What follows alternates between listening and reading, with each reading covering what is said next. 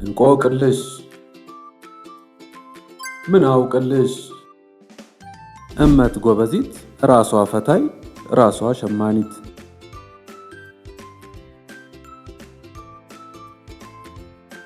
ሸረሪት ትልቁ ሰውዬ ራሱ መላጣ።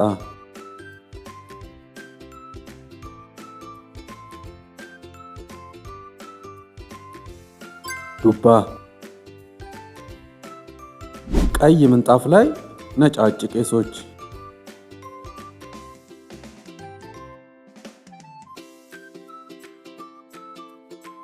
ድድና ጥርስ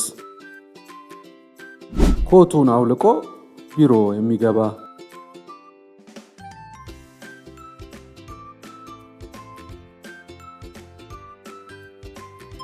ሙዝ